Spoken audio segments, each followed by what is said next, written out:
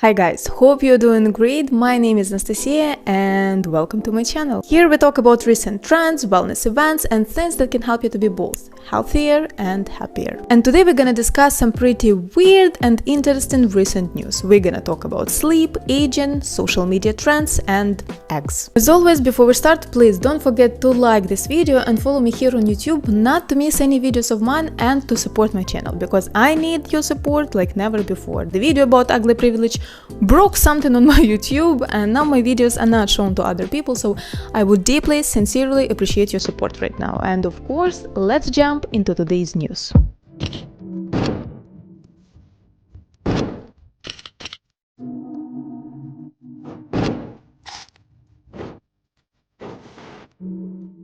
And I would love to start today's podcast with some useful news. So the Journal of Occupational Health Psychology published a new study that links sedentary jobs to high risk of insomnia. The researchers examined how sedentary jobs impact employees' sleep patterns by studying more than 1,000 workers during a 10-year period. So as you see, it was a pretty big and long study, and they checked many factors that have an influence on sleep, such as the amount of technology used at work schedules, general physical activity, etc. The purpose of the research was to get a better understanding of common sleep problems and how to fix it, or even better, to prevent it. And the results of this 10-year research proved that the lack of movement and extensive computer phone usage cause insomnia, which not only makes you tired throughout the day and has an influence on your productivity, but also increases the risk of getting diabetes, depression, and heart disease. And why I'm saying that the study is useful is because it's a great reminder for everyone that sleep is important and we have to stop neglecting it. And I know that for some people it may be easier to fix their sleeping schedule than for others for so many reasons, like job, for example, working schedule, the place you live in, financial opportunities. But still, we should try to make some small adjustments here and there in our daily routine to sleep better, to stay healthy. I am telling you about the sleep because I know like no one else what kind of influence insomnia has on your life, because currently I'm going through that myself. Like whatever is written in that study is so related to me right now, and I will tell you honestly, it's not the most pleasant experience because I do feel tired, I do not feel productive even though I'm working all the time,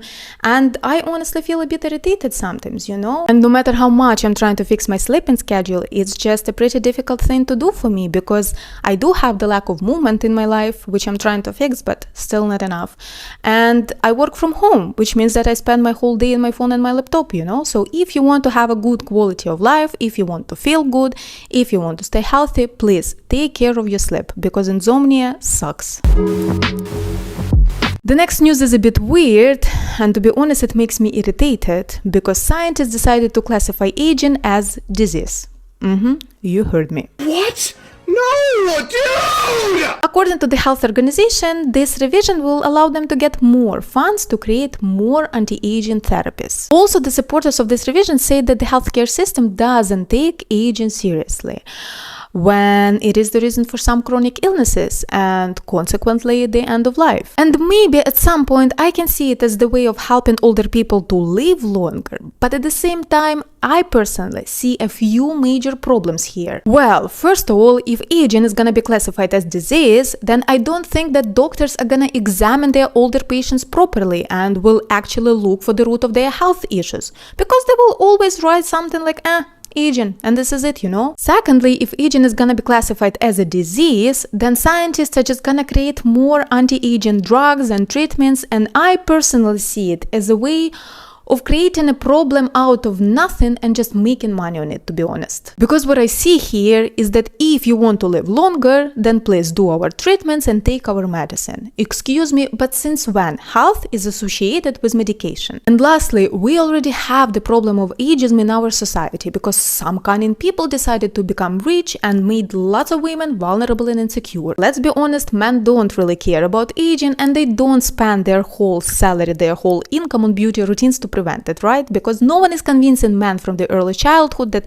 after 30, no one needs them. And while people who actually use their brain and people who care about others help women to heal themselves, help women to love and accept themselves, scientists who claim that aging is a disease will reverse all the progress because it's going to be officially a disease. And I think that instead of seeing people live longer and be healthier, we'll see more insecure women and more thriving pharmaceutical companies and beauty industry. But of course, it's just my opinion. If you have any thoughts you want to share about this news, you can do it in comments. I personally think that if we really want to help older people to live longer and be healthier, then instead of creating more medication, we should, for example, reduce prices for food so they can have healthier and better quality nutrition. Or for example, we should make the healthcare system more affordable for older people so they're treated on time, so they're staying healthy, and consequently they can stay active because movement has an influence on your health. Or for example, lots of old people feel pretty lonely, so why don't we create some special programs for them,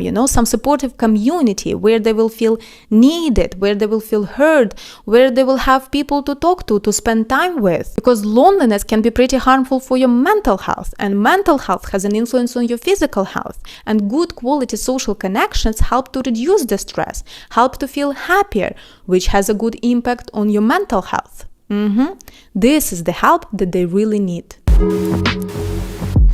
And now we're moving from science to social media. Actually, it's the mix of both, to be honest, and we're gonna talk right now about nutrition. But before we move to exactly the news I wanna talk about, I just wanna say that I'm so tired of the so-called experts on social media who talk about nutrition and promote eating disorders, yeah? People who tell you to remove some foods from your nutrition, people who tell you to clean your body with juices, people who tell you not to eat after 6 p.m., whatsoever. Like, they make me so pissed. You cannot imagine. Why? Because when I was younger, I wasn't as educated as now about nutrition and how the brain works. So consequently, I was listening to those experts, yeah? And I struggled with my mental and physical health. And it took me years to fix my relationships with food and to actually stabilize my weight. Now, coming back to the news, yeah, my speech is connected to everything. So a bit more than a month ago, I bumped into a nutritionist on Instagram who was making a little experiment with food. He decided to lose weight by eating fast food for 30 days. The purpose of this experiment was to show that weight loss doesn't depend on the quality of the food, but its quantity. And also, this experiment helped to support numerous studies claiming that the root of health issues is not the quality of the food, but again, its quantity, because overeating leads to obesity, and obesity causes health issues. And in the end of this experiment, the nutritionist, his name is Mikhail, lost almost 7 kg by eating fast food for breakfast, lunch, and dinner, and having just average physical activity because he got sick for a couple of weeks, so he couldn't exercise properly. Of course, I want you to understand that it's a big number. Just for 1 month with proper nutrition and proper physical activity, it should be approximately 4 kg. This is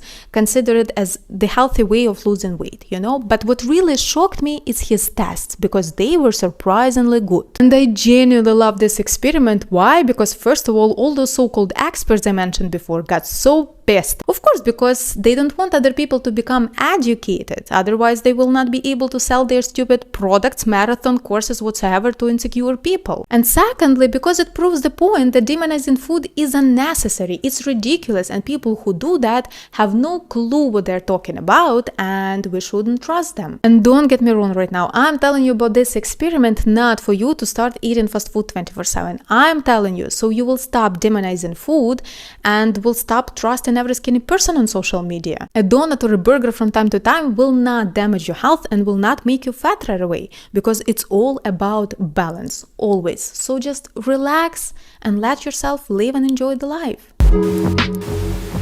Speaking about social media, I want to talk about a well-known trend: we listen and we don't judge. You know that lots of people participated in this trend, like parents with children, workers in different fields, friends, and most importantly, couples. As a dental assistant, I hate when I walk the patient into the room and I'm like, you can take a seat.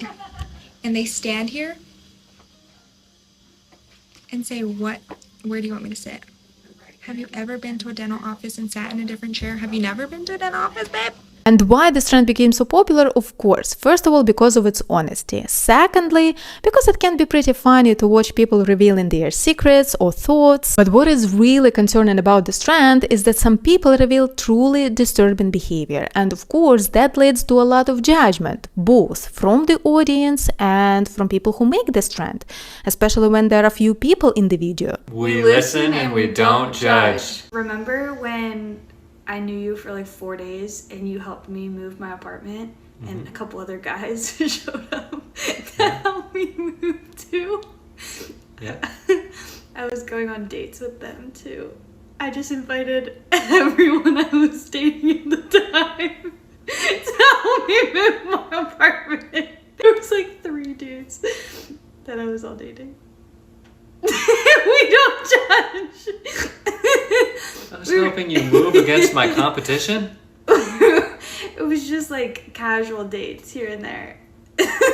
We don't judge. Like maybe at some point this trend makes it easier for some people to express themselves.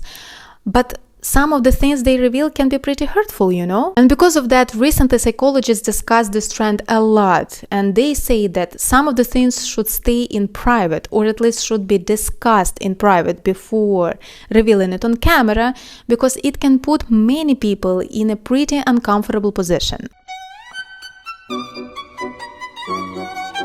I feel like this trend is similar to the other one called "At least I never did something," you know? For example, I heard someone was saying, "At least I never slept with a foreigner," to a friend, you know?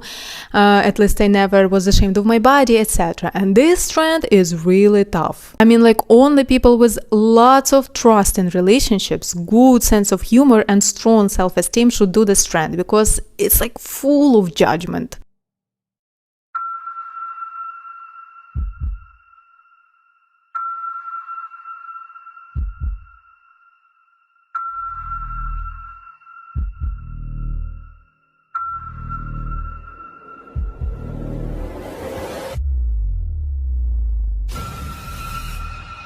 I don't know, I don't think I would love my friend or my partner to say something like this to me, you know? So just be careful with trends, guys, and don't hurt people you love.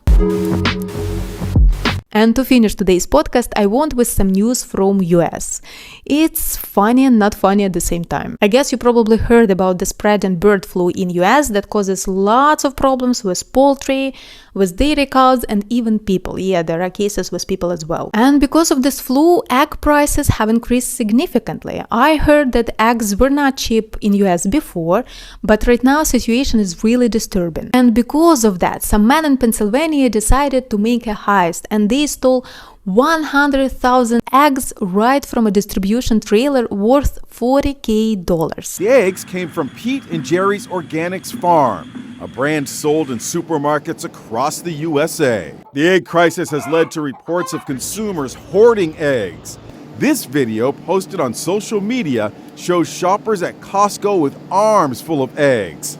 Look at this. Her cart is overflowing with them. And while police is investigating this case, another heist happened in Seattle. Two men struck Luna Park Cafe's refrigerator during a snowstorm and took approximately 540 eggs together with some other breakfast items, worth almost $800. It was all happening at night, and of course the alarm went off, you know, so the owner of this restaurant got notified, and he arrived there 15 minutes later, and he actually saw the thieves, and he tried to stop them, you know, but they fled the scene. And I understand that difficult times require difficult actions, but stealing is not a solution. Stealing is still a crime, and you still have to be punished for it, so hopefully police will catch those guys. But to be honest, at the same time, I may understand people who stole eggs, because why the hell? Prices are so expensive. Like, are you freaking kidding me? I am buying 30 eggs for $5-6. 30 eggs. And for you to understand, I'm not living in the cheapest country. Eggs can be even cheaper than that. You know what it reminds me? The situation with butter in Russia, because I also heard that prices went up and people started to steal butter, you know, especially old people with very small pensions, you know, and police are so proud of themselves, you know, like, we caught thieves, old people with small pensions who cannot afford butter. Maybe those stupid crimes could be prevented if the prices for food are actually normal and people could afford basic stuff like eggs and butter. But I think it's too much overthinking for them. Well guys, I hope you enjoyed today's podcast, and if you have any thoughts about today's news, you can share it in comments. And as always, please don't forget to like this video and follow me here on YouTube not to miss any videos of mine and to support my channel, which I really need right now. Thank you for watching today's video, and I just want to wish you to stay smart, healthy and happy. Enjoy your day, have a beautiful day, and I will see you in the next one.